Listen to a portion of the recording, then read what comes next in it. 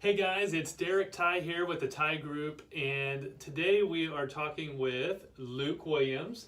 He is a junior buyer's agent on the Tye Group, and we were just about to get into a discussion today about buyer's agency and being a new buyer's agent. And I said, hey, let's hit record and let's see where this goes. So Luke, what kind of questions do you have today about being a newer buyer's agent? Right. So being new, I'm struggling with kind of how do I measure my success as a newer agent. I'm getting on the phone with a lot of people and I'm having a lot of really good conversations, but I don't seem to be moving forward. I don't have any closings lined up yet, and so I'm struggling with that. And how do I know whether or not I'm moving in the right direction?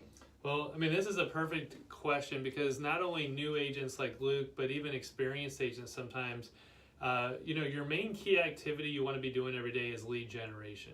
So, we talk about our daily rituals and habits on the team. So just to recap what those are, the first thing we do every morning is we do our affirmations, we do script practice, and then ultimately we do 2 to 3 hours of lead generation every morning. Why do we do it every day? Well, if you don't do consistent lead generation, you're most likely never to have a closing. I mean, let's be honest. You might get lucky with a friend or family member, open house, someone just walks in. But if you want to be a top agent, and Luke wants to be a top agent, you have to do daily lead gen. So the question really is, so how do I know if my lead generation efforts are actually succeeding or not? Because if you look at it today, let's say, how many calls did you make this morning? I probably made 30 or so calls this morning. Okay, so you get 30 people on the phone, and were you talking to them about a specific like open house, or what kind of thing were you talking to them about? So a lot of them were just older leads that we were following up with to see where they were at. Okay. Maybe we hadn't talked to them in a while, but they're interested in real estate in some way or another. Okay, so this is a great example. So you're out there right now and you're going, okay, I don't even know who to call. So the first thing we do is we always say, okay, what is our focus for today? Some days we're calling around neighborhoods. We call that circle calling to promote an open house. Some days we're calling expired listings that used to be on the MLS and now they've expired. Some days we're calling for sale by owner to say, hey, would you be interested in listing with an agent? Some days we're actually calling circle calls around a new listing that we want to make the neighbors aware of. Sometimes we're calling about a sold listing in the neighborhood to say, hey, this house just sold. Who do you know that is interested in selling? Hopefully you, Mr. Seller. Another scenario we're calling about is for buyer needs. So we might call random people in a neighborhood and say, hey, we have a Susie Smith and John Smith are married. They've got 2.5 kids and a dog. They really want to live in your neighborhood.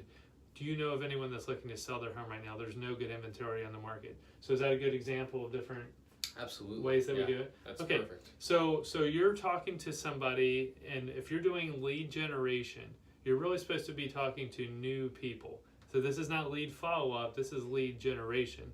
So when we talk about lead generation, the hardest thing to do is to convert somebody from never had spoken with them in the world to a closing. So if your success matrix is, I'm going to get some stranger on the phone the very first time, and I'm going to say to them, hey, Mr. Seller, why don't you list with us? And then they say yes, and you run over to the house, and they sign a listing agreement. You put a sign in the yard, a phone call comes in from a buyer saying, I want to buy that house. They write an offer, the offer is accepted, and it closes that day. That's just not going to happen. I mean, maybe there's some fantasy stories out there about that happening to agents. It's not realistic. So if your success matrix is, I have to contact somebody from scratch, never met them, turn it into a closing immediately, you might as well just give up on that dream because, 99.9% sure that's not going to happen. So how do we measure success was Luke's question. So here's the way I would think about it. Let's use an analogy of a football team, okay? So I give the ball to Luke and he runs with it. That's basically the quarterback to running back, right? Well, let's think about it in an actual game scenario. We are the offensive team. We get the kickoff and we get the ball on the 1 yard line and we kneel down. So we're starting at the 1 yard line. We have 99 yards to go. That's like meeting a client for the first time. It's like having that first phone call on the phone. You can fumble it really bad and probably you get that, safety and the game's over, right? You lose. But what most people do that are really successful in this business is they do what a successful football team would do. What would a successful football team do with a ball on the 1 yard line? That's, are they going to try to score a Hail Mary pass on the 1 yard line? No. Probably No, not, not right? at all. Especially at the beginning of a game, right? So what's something that a successful team would probably do? Well, so you're looking at, when you're on the 1 yard line, you've got to get away from the end zone, right? So you've got to run a couple of running plays that probably aren't going to yield a whole lot of yardage, but you've got to get away from the danger of completely screwing up, getting that fumble or interception or whatever it happens to be. Okay, exactly. So you're going to run a high percentage play, right?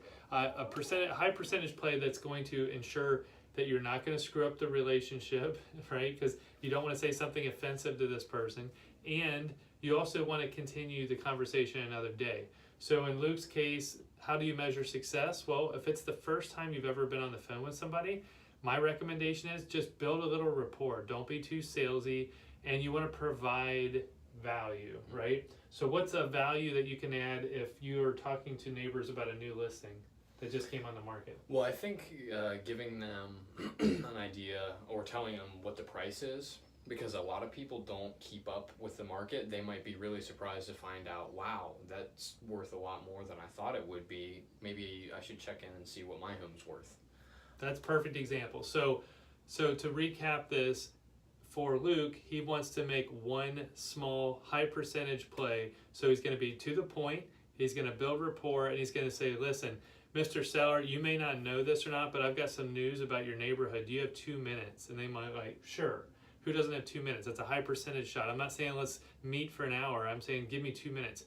So I say, Mr. Seller, I'm so excited to let you know that the house at 123 ABC Street, right down the street from you, just went on the market, and they're asking $325,000 for it. What do you think about that? And then I'd be quiet for a minute, and they might say that's high, that's low, that's surprising, I don't care, whatever they say. Now you're starting a conversation, right? So the point is that you're at some point in the phone call, you're gonna say, listen, I want to honor that 2 minutes that I asked you for. So do you have any other questions about the house, or do you know of anyone that's looking to move into that neighborhood? And they're probably gonna say no, or they don't want to talk to you about it. So you say something like this: hey, when this home sells, would you like to be on a list that I email a few people and let you know what the house sold for? Because ultimately, what someone asks for a home and what it sells are two different things. So asking that person, do you mind if I contact you back when it sells? Seller says, sure, that sounds good. Well, guess what you've just done? Got an email. Yeah, you got contact information, right? So you say, hey, okay, Mr. Seller, your name is Bob Smith, right? You live at 123 ABC Street, great. And your email address is bobsmith@abcstreetstreet.com. Awesome. So I will give you a call. I really appreciate your time today. And when this house sells, you'll be the first to know. Click.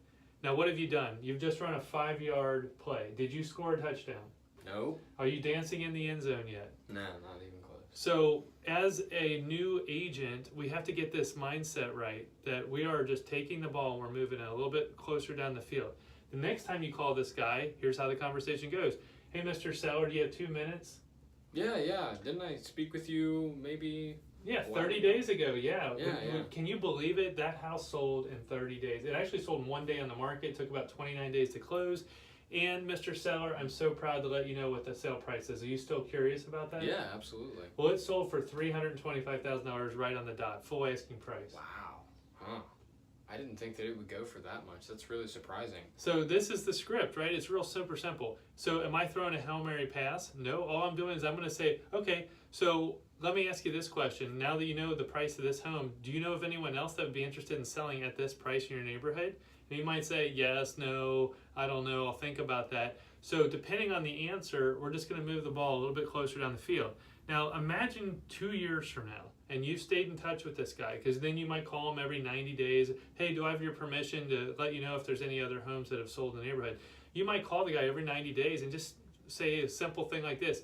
hey, Mr. Seller, it's been a few months. You remember me? It's Derek Tye with the Tye Group. Hey, just want to let you know that prices are still going up in your neighborhood. I know you said you weren't interested in selling until your kid graduates. Just out of curiosity, has anything changed?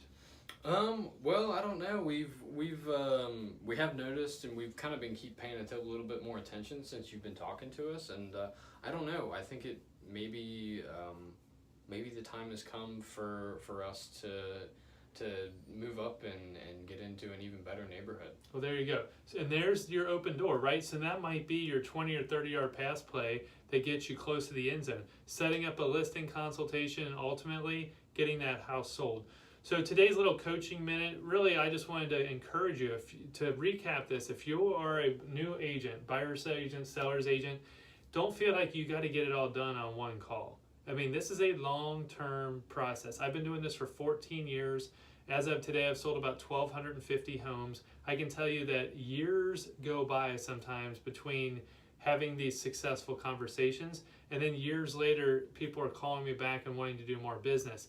So if you're looking at this to get rich quick, get out, like, hey, I got to make $100,000 in 3 months, unfortunately, it's probably not going to happen. There's probably exceptions to this out there, but I'm telling you the long way to make this really a sustainable business model for you. Luke is a good example. He came in here, he's listening, he's coachable.